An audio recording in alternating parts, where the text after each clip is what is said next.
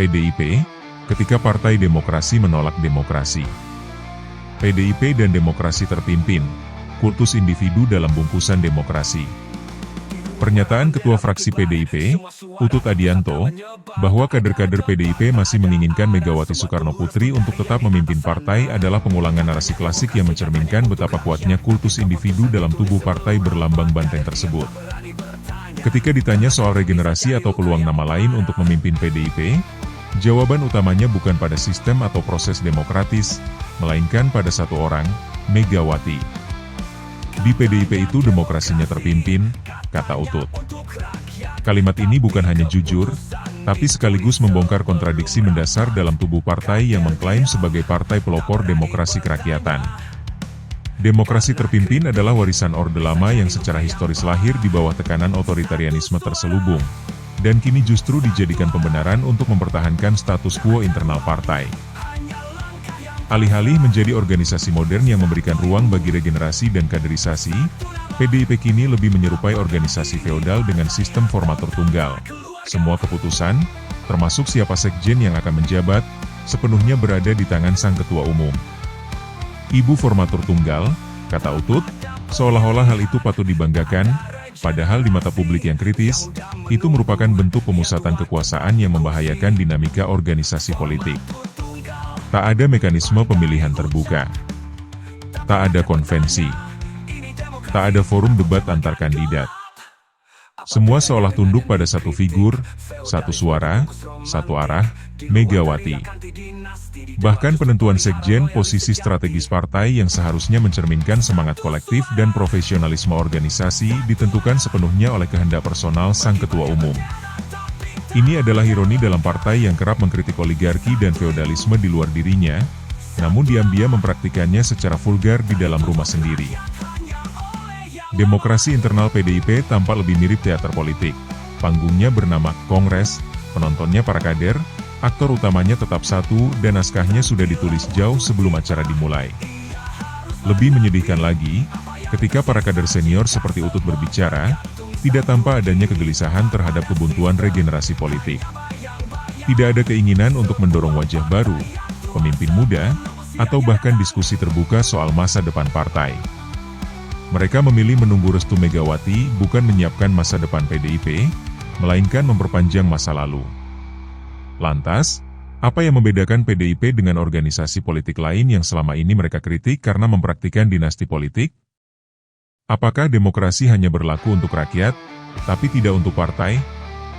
Ataukah PDIP sedang membangun model neo-feodalisme politik, di mana ideologi digantikan loyalitas, sistem digantikan restu, dan pemimpin dipilih bukan oleh rakyat, tetapi oleh kemauan pribadi seorang ibu?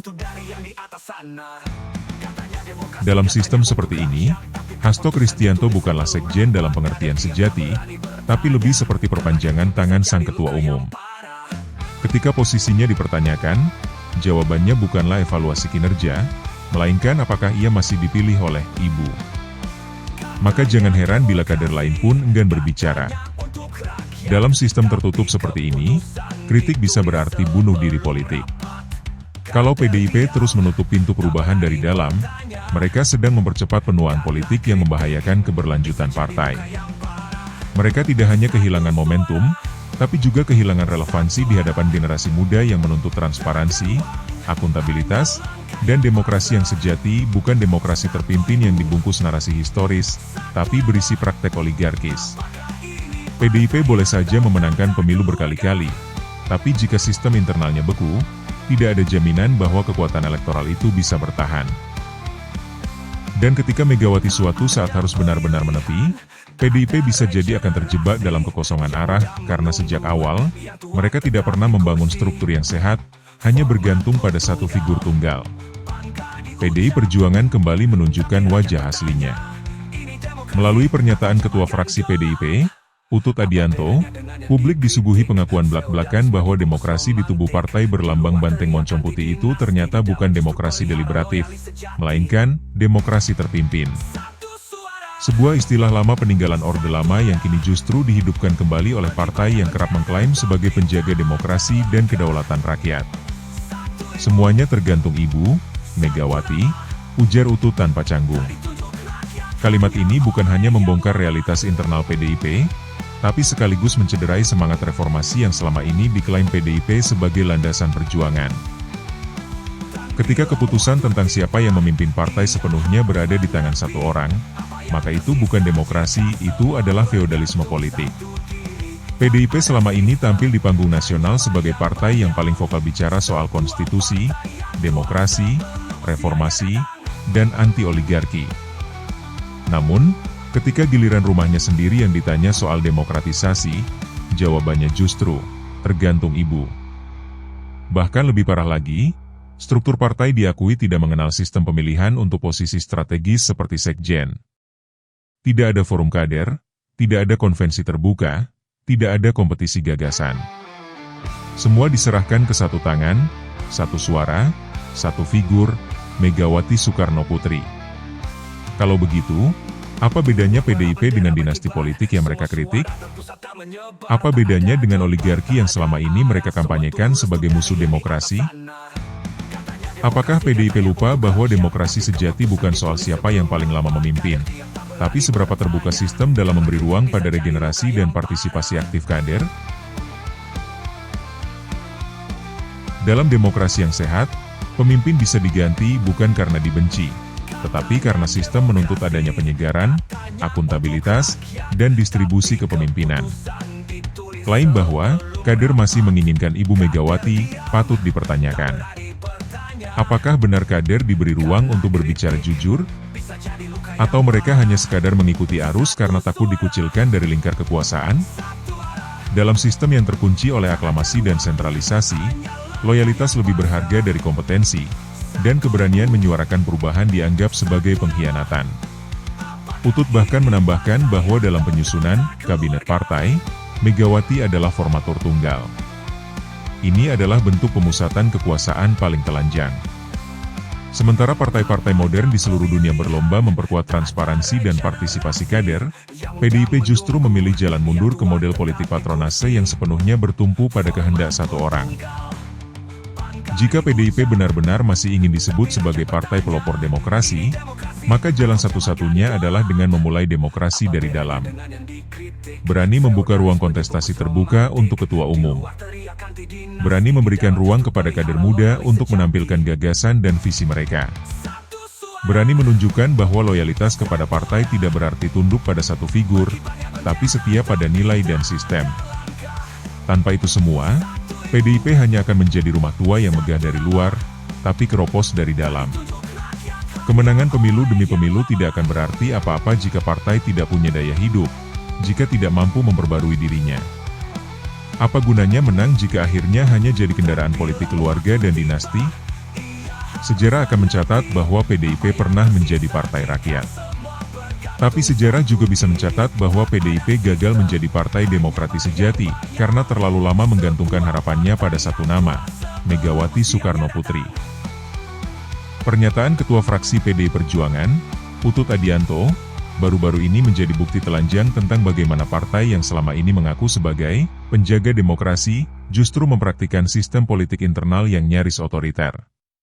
Dalam pernyataannya di Kompleks Parlemen Senayan, Rabu, 14 Mei 2025, Utut menyebut bahwa penentuan Ketua Umum PDIP sepenuhnya diserahkan kepada Megawati Soekarno Putri. Bukan lewat pemilihan kader, bukan melalui mekanisme partai yang terbuka, tapi sepenuhnya berdasarkan kehendak satu orang. Semuanya kan tergantung Ibu Megawati. Di PDIP itu demokrasinya terpimpin, ucap Utut dengan enteng, seolah sedang membacakan kalimat kebanggaan. Ironisnya, pernyataan ini datang dari partai yang selama ini paling keras berteriak soal demokrasi, konstitusi, reformasi, dan anti-oligarki. Tapi ketika giliran bicara soal rumah sendiri, yang berlaku justru sistem monarki, Megawati adalah sumber keputusan tunggal, termasuk dalam menyusun kabinet internal partai. Utut bahkan menyebut Megawati sebagai formatur tunggal, posisi yang di partai modern manapun seharusnya tidak eksis. Kultus individu dibalut romantisme sejarah. Menggunakan istilah demokrasi terpimpin, seolah-olah untuk mengaitkan diri dengan semangat Bung Karno hanyalah kedok yang menyedihkan. Jika dulu, demokrasi terpimpin, lahir dalam konteks sejarah darurat negara, kini PDIP menghidupkannya dalam konteks pelestarian kekuasaan internal, tanpa darurat, tanpa urgensi, hanya demi mempertahankan status quo. Sungguh memprihatinkan, partai sebesar PDIP yang pernah menjadi simbol perlawanan terhadap otoritarianisme Orde Baru, kini justru meniru gaya yang sama dalam kemasan baru, loyalitas mutlak kepada satu tokoh, penghentian ruang debat, dan pengabaian terhadap hak kader untuk memilih pemimpin secara demokratis. Kalau di PDIP itu nggak pemilihan. Misalnya ibu aklamasi ketum, nanti ibu yang menyusun kabinetnya, tambah utut. Kalimat itu memperjelas bahwa PDIP bukanlah partai modern berbasis sistem, melainkan organisasi politik berbasis figur. Partai ini tidak punya mekanisme kaderisasi terbuka, tidak punya sistem checks and balances internal. Yang ada hanya pengikut dan yang diikuti. PDIP, penjaga demokrasi di luar, penindas demokrasi di dalam. Jika PDIP bersikukuh menyebut dirinya sebagai pelopor demokrasi, maka pernyataan Utut adalah pengkhianatan terhadap klaim itu. Tidak ada demokrasi yang sehat jika tidak ada regenerasi. Tidak ada demokrasi jika kader tidak diberi hak bicara. Tidak ada demokrasi jika keputusan partai didikte dari atas, bukan tumbuh dari bawah. Lebih tragis lagi, ketika ditanya soal siapa calon sekjen menggantikan Hasto Kristianto, Utut dengan ringan menjawab tidak tahu menahu. Lagi-lagi, karena semua tergantung Megawati. Sebuah partai yang mengaku punya jutaan kader di seluruh Indonesia, tapi tidak punya satupun kader yang bisa diajukan tanpa restu sang ketua umum. Sampai hari ini, PDIP belum bisa memastikan kapan kongres partai digelar. Tapi satu hal sudah pasti.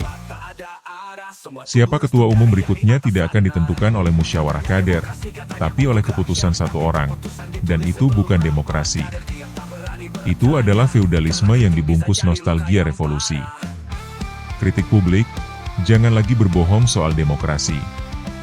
PDIP perlu berhenti membohongi publik dengan narasi demokrasi, jika di dalam dirinya sendiri tak ada ruang demokratis. Ketika partai menjadi milik satu keluarga, satu dinasti, satu orang, maka sesungguhnya rakyat hanya menjadi penonton, bukan partisipan. PDIP harus memilih, ingin jadi partai modern yang hidup karena sistem dan kader, atau sekadar kendaraan politik yang hidup karena nama belakang, Soekarno. Sejarah akan menghakimi, bukan dari banyaknya kemenangan pemilu, tapi dari keberanian membangun demokrasi sejati dari dalam tubuh partai sendiri. Satu persatu topeng itu mulai jatuh. Partai Demokrasi Indonesia Perjuangan, PDIP. Yang selama ini lantang menyebut diri sebagai penjaga demokrasi, kini tanpa malu-malu mempertontonkan wajah aslinya. Partai yang terjebak dalam kultus individu dan sistem politik satu arah. Ketua fraksi PDIP, Utut Adianto, di Kompleks Parlemen Senayan hari ini secara terbuka menyatakan bahwa kelanjutan kepemimpinan Megawati Soekarno Putri sebagai Ketua Umum Partai sepenuhnya tergantung pada kehendak sang Ibu Bangsa. Semuanya akan tergantung Ibu Megawati. Di PDIP itu demokrasinya terpimpin. Demokrasi terpimpin dulu Bung Karno ngomong, sekarang dipimpin oleh Ibu, ujar Utut kepada awak media, tanpa sedikit pun rasa bersalah terhadap ironi yang baru saja dia ucapkan. Dengan bangga, Utut menyebut bahwa Megawati bukan hanya pemimpin partai, tetapi juga satu-satunya formator tunggal dalam menentukan seluruh struktur pengurus partai, termasuk posisi sekretaris jenderal. Tidak ada pemilihan, tidak ada musyawarah kader, apalagi ruang diskusi. Di PDIP, semua ditentukan oleh satu orang. Kultus yang menampar akal sehat. Selama bertahun-tahun, PDIP membangun narasi sebagai partai ideologis, berakar pada rakyat, dan penjaga demokrasi pasca reformasi. Namun pernyataan Utut hari ini menampar telak narasi tersebut. Demokrasi, yang seharusnya membuka ruang partisipasi kader dan mekanisme pemilihan terbuka, kini justru dikunci dengan istilah absurd, demokrasi terpimpin. Ironinya, mereka menyandarkan pembenaran sistem feodal ini pada nama besar Bung Karno, bapak proklamator yang pada akhir kekuasaannya justru dikritik karena sistem politik otoriter yang tidak memberi ruang pada oposisi. Dan kini, PDIP mewarisi itu bukan sebagai pelajaran sejarah, melainkan sebagai manual kekuasaan. Partai atau dinasti? Alih-alih menjadi partai modern yang mendukung regenerasi dan meritokrasi, PDIP justru menjelma menjadi organisasi politik berbasis loyalitas personal. Kader-kader hanya diberi dua pilihan, ikut arus atau tersingkir. Dan yang paling menyedihkan, semua ini dijalankan di tengah-tengah masyarakat yang semakin kritis terhadap demokrasi yang hanya menjadi jargon kosong. Kalau ibu aklamasi ketum, nanti ibu yang menyusun kabinetnya, terang utut, seakan menjelaskan proses penyusunan negara kerajaan, bukan partai politik. Pertanyaannya, jika semua kader hanya menjadi pengikut, lalu untuk apa ada kongres? Untuk apa ada struktur partai? Mengapa tidak saja diganti menjadi Megawati Incorporated? Kondisi ini sekaligus menyingkap hipokrisi PDIP, keras di luar, lembek di dalam. Ketika bicara soal pemerintahan dan partai lain, mereka galak menyuarakan pentingnya demokrasi dan anti-oligarki. Namun ketika giliran internal partai dibedah, tidak ada satupun prinsip demokrasi yang benar-benar dijalankan. PDIP, kemenangan yang kosong. PDIP mungkin bisa terus memenangkan pemilu dengan kekuatan jaringan, dana, dan nama besar. Namun kemenangan elektoral tidak menjamin kematangan institusi. Tanpa reformasi internal, partai ini hanya akan menjadi mesin politik yang bekerja untuk satu dinasti, bukan ideologi.